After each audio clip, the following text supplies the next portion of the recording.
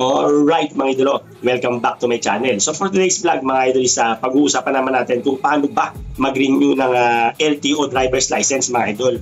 Diba kung ano yung mga requirements, kung magkano yung mga gastos. Bali ito mga idol is step by step guide para alam nyo yung gagawin, diba? Pero bago tayo magputuloy mga idol, baka pwede naman pa-subscribe ng ating channel dyan and pa-like and pakita rin ng notification bell para lagi kayong updated sa ating mga bagong lalabas na videos. Alright, tara, simulan na natin to.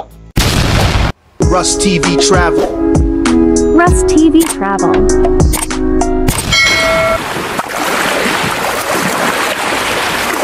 Ang una nyo ang gagawin mga idol is mag-online exam kayo bago kayo magpunta ng LTO office, di ba? So paano ba mag-online exam? So ito mga idol, kailangan meron kayong email or Gmail address, di ba? Napaka-importante nun. Active dapat o gumagana. Kasi mga idol, papasok kayo sa www.portal.lto.gov.ph mga idol. So ilalagay ko na lang yung pinaka-link dyan para hindi na kayo maligaw mga idol, di ba? So ang lalabas nga dyan mga idol, ayan, LTMS portal. So gagawa kayong account dyan mga idol. Mga idol, napaka-importante na pag gumawa kayo ng account dyan, huwag nyo kakalimutan yung email address tsaka password na ipapasok nyo mga idol. Napaka-importante nun, di ba? So, hanggat maaari mga idol, picture nyo, itago nyo yung gagawin yung email address tsaka password dyan. Huwag nyo kakalimutan. Alright. So yun na nga mga idol, pagkapasok nyo nga dyan sa LTMS portal, di ba, paggawa nyo account, nakalagay dyan is register. So magre-register kayo dyan mga idol, di ba, pag mga basic information lang naman yan. So pagpasok nyo dyan, di ba, nakagawa na kayo, nasagutan nyo yung mga basic information. So magsisend yung LTO na email address nyo, di ba? So lalabas dyan mga idol yung message, kiklik nyo yung pinaka-link mga idol para mag-go through kayo. Ayan yung confirmation email mga idol para i-confirm ng LTO na talagang kayo yun, di ba? So yun na, pag nag-go through, lalabas na nga dyan, hanap kayo ng password. So ilalagay nyo na yung password nyo dyan mga idol. So pag nakompleto nyo yan, mapupunta na nga kayo mga idol sa CVE online validation exam mga idol. So mag-e-exam na nga kayo, di ba? So yun yung tinatawag ng online exam kanina. So pag online exam nyo nga mga idol, syempre hindi na kayo ma-aberya dyan or hindi na maalangan na bumagsak kasi pag bumagsak kayo dyan mga idol, pwede kayo mag-retake, di ba? So goods na yun hanggang sa pumasa kayo, di ba? Nalagay naman dyan mga idol is pass, hindi fail.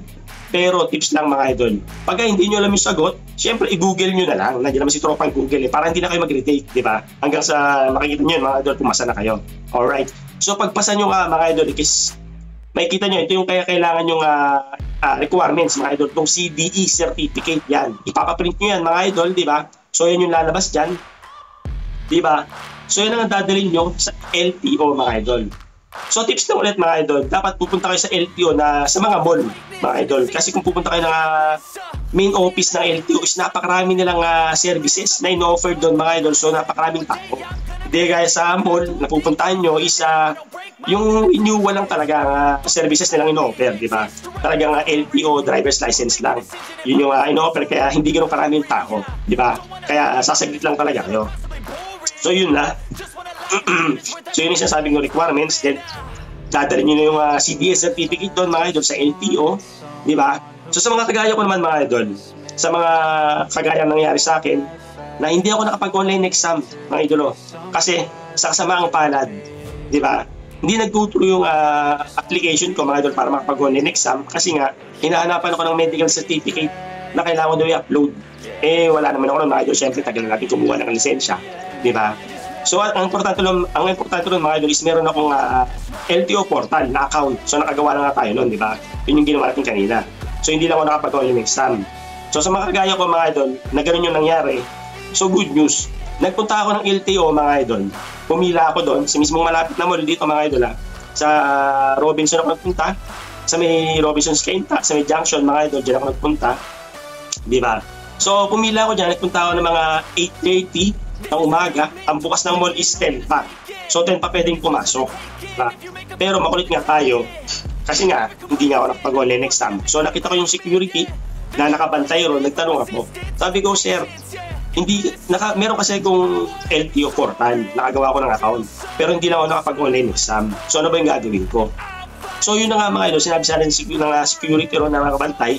Sabi niya sa akin, sir, sige sir, pumasok ka sa taas, sa pinakataas, sa may third floor. pasok ka doon kasi kailangan mo makagawa ng online exam. So mga idol, meron silang encoder doon. Kaso may bayad.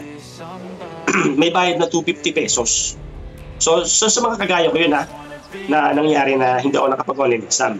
So pupunta ka ron sa third floor, pinapunta ko ng security. So nagbayad ako ng 250 pesos. Sila na yung mag-encode mga idol. Sasabihin mo lang yung account mo, yung portal, yung LTO portal mo, yung pinaka-account mo ron, sasabihin mo lang. So sila na yung gagawa, sila na rin yung mag-e-exam para sa'yo. Sana all. Diba? Napakadali, no? May mga gano'n na sila ron kasi syempre, online exam lang naman yan. So yun, nagbayad ako ng 250, then pinabalik ako ng pila. Sabi ko sa security, pagbaba ko, sabi ko, sir, ang haba na ng pila. Kasi nung dumating ako ron, mga idol, is parang nasa pang-10 ako. So, pagpunta ko ron, parang nasa 30 may gitna, mahaba na yung pila. Mga almost 10 yun, mga 9:45 ako natapos taas. Di ba? So, yun, sabi ko security, sir, paano yan ang haba na ng pila. Ang sabi sa ng security, sige, hanapin mo yung pila mo kanina, kung sino yung makakilala mo dyan, makiusap ka na lang. So, nandun nga yung kilala ko, sabi ko, sir, dito ako kanina, di ba? So okay naman. Pinasingit naman ako kasi doon naman talaga yung pila ko. So yun na mga idol, yung experience na sinasabi ko sa inyo na sa kagaya kong hindi nakapag-online exam. Alright. So ano bang step na gagawin pag open mga idol? Pag nagbukas na nga yung LTO na alas 10, di ba? So dediretso kaagad kayo mga idol. Ang pinaka-requirements is yung old driver's license nyo. Yung luma yung driver's license. Yun yung requirements mga idol. So, ibibigay nyo yun doon. Kukuha ng mga idol. Kasi ako nun yung gagawin doon sa medical. Kailangan nyo makakuha ng medical certificate. So, magpapamedical kayo ron mga idol. So, sila na yung kukuha ng mga idol ng old driver's license nyo. Diba? Yung expired. Kukunin nila yon. Tapos, pipila kayo ron sa may medical mga idol. Papamedical kayo. Nagbayad ako ng 600 pesos. Diba? So, yun yung pangalawa kong binayaran. 600 pesos. Then, pag medical certificate, pag medical naman, mga idol, napakadali lang kasi mata lang naman mga idol, eye test lang. Di ba? Kung malabo mata mo, syempre, may salamin ka naman siguro. Tayo naman, medyo malinaw pa mata natin. So, eye test. Then, magtitimbang kayo. Susukatin yung timbang nyo, tsaka yung height. Then, pagtapos nun is medical history lang. Tatanungin kayo ng mga medical history nyo. Tapos na. Yun na. So, maghihintay ulit kayo sa labas. Then after nun, bibigay sa inyo yung papel nyo. Mga idol, pagbigay ng papel nyo, pupunta kayo sa mismong window 1. Diba? Pagpunta nyo sa window 1, ipapasa nyo yun yung papel nyo. Mga idol, diba yung requirements? So, pagpasa nyo rin mga idol, hintay lang kayo saglit. Then, tatawagin ulit yung pangalan nyo. Pagtawag ng pangalan nyo, mga idol, pupuntahin kayo ng window 3 para naman magbayad, mga idol. Magbabayad kayo ng ito yung binayaran ko, parang 585 yata. So ilalagay ko dyan sa screen mga idol yung babayaran nyo. Diba yan? So 585 ang binayaran ko dyan mga idol. Then after nun, hintay ulit. Waiting na naman tayo mga idol. Then paghintay natin, yun yung pangatong binayaran ko mga idol Pangatong binayaran ko 585. So hintay ulit tayo mga idol. Paghintay-hintay nga natin mga idol ayun na. Tatawagin yung pangalan nyo. Pagtawag ng pangalan nyo mga idol, doon naman mapupunta sa releasing ng card. Picture, then fingerprint mga idol. So tatanungin naman kayo mga idol nung mismo LTO kung ano ba yung gusto nyo, kung bago bang picture o yung old picture. Diba? Then sa signature, ganun din. Kung old signature ba o bagong signature. So ang sinabi ko sa kanila is yung old na lang para wala nang aberya, diba? So para diretso na. So yun, pagtapos ng all this, hintay-hintay lang ulit mga idol para ma-print yung bago nyong lisensya mga idol, diba? So yun mga idol, nakuha na natin yung lisensya natin. Ayan. Alright, meron na silang card mga idol. So ganoon na nga lang kadali kumuha ng or mag-renew ng LTO driver's license ngayon mga idol, di ba? Napakasimple na lang, di ba? So hindi na ganoon kahirap, hindi na ganoon kahaba yung pipilahan mo, di ba? So napaka-easy ng oras na gugugulid mo. So yun, tapos malupit ng mga idol is may card na, di ba? Kasi dati papel pa lang At least ngayon mga idol nag-release na sila ng card. Di ba? Kaya goods na goods, di ba? So yun mga idol, yun yung step by step guide mga idol na ginawa ko, na experience ko mga idol. So sinishare ko lang sa inyo sa mga bago niya na magre-renew ng lisensya, di ba? So yun yung mga requirements. ito yung total na nagastos ko mga idol, di ba? So, less mo yung 250 kung nakapag-online exam ka, di ba? Kasi ako hindi nga ako nakapag-online exam. So, yun lang ang total ng mga gastos nyo mga idol, di ba?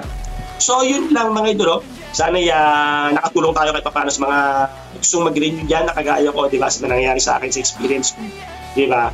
Tapos mga idol, sobrang maraming salamat nga pala mga idol sa mga bago sa channel natin mga idol.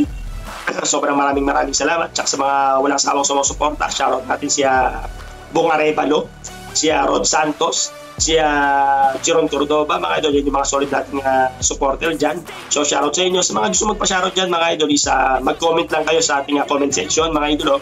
So yun mga idol, hanggang dito na lang. Sobrang maraming salamat mga idol. Rust TV Travel. Rust TV Travel.